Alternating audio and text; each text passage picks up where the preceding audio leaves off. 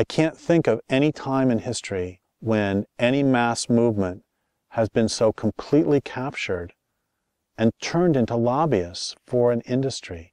It's about protecting a destructive way of life while it destroys the creatures and the places that we love.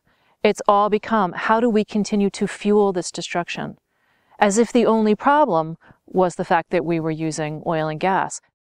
This is really one of the key elements in the bright green vision, is this idea that as you bring more and more green energy online, you turn off more fossil fuels. You don't need them anymore, so you can get rid of them. And that's just not happening.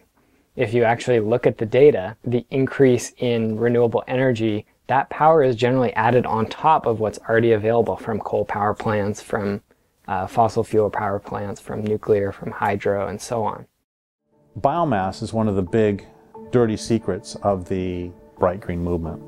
What biomass is simply a fancy word for burning stuff.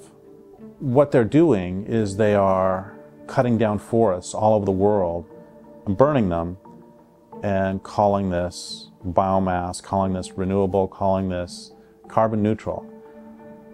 They will talk about how, oh, renewables are growing X% every year, but what they never talk about is that, for example, in their German miracle, the majority of the increase in so-called renewables is biomass. It's not wind and solar like they talk about. That's because they don't really want to talk about the fact that their so-called renewable energy is simply cutting down forests. What is the energy being used for? Within this culture, production is the conversion of the living to the dead. It's the conversion of living forests to 2x4s. A living forest is not counted. All these fish in the oceans, they don't actually count. What happens is when the fish get killed and then converted into fish sticks, then that adds to the GNP. Alternative energies both support and are produced by the industrial system that's killing the planet.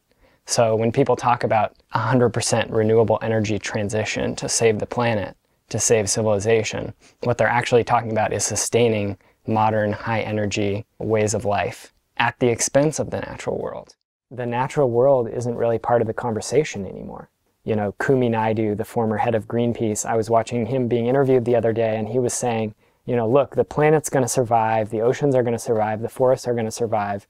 It's really about, can we save ourselves or not? And I just saw that, I'm thinking, what the hell are you saying?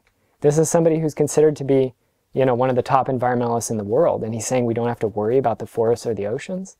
I mean, to me, that just betrays a complete lack of empathy and connection to the natural world. I don't know how you could possibly say that when we're in the midst of the 6th great mass extinction, and it's being caused by industrial culture.